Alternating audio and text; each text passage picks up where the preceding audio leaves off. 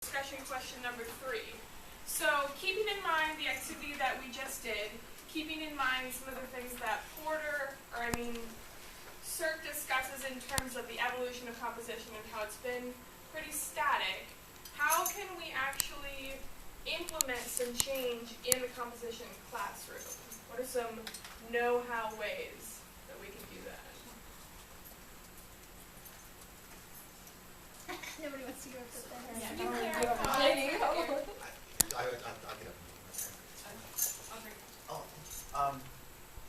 Okay. I don't know that I'm answering this question, but I'm going to just go ahead and answer the question about the mixtape. It started to get asked. One of the things I did after reading this article, I really liked the idea of the mixtape as an assignment. So I went in to one of my comp classes and I asked my students how familiar they were with the genre of the mixtape and what they thought of it. And I turned it into a little assignment as sort of a break from just writing. But one of the things that I did, I explained to them, this gets us talking about rubrics a little bit, was, we need a way of grading it.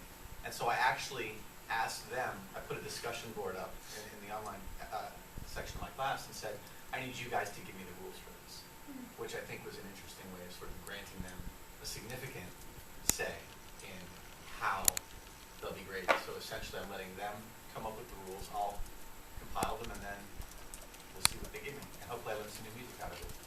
And the project is a music project?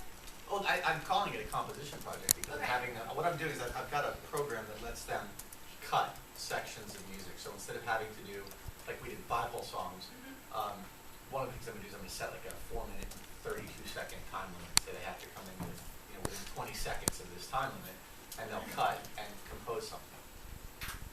So what's that program?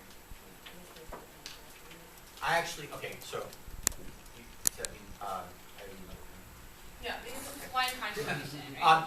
The sad thing is I don't actually know the name of it. I have a friend who said I have a program that will do this. So I'm going on the assumption that he's not lying to me.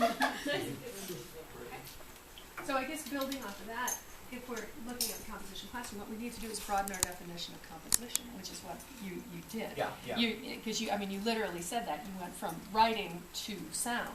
Well, and that there'll be a combination of those. I also do something like this with pictures. I'll have them assemble a story with images.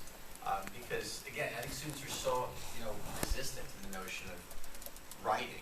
And you say, well, you're not really resistant to the notion of writing. You're just resistant to the notion of writing the craft that I asked you to write. Therefore, let's find a different way of creating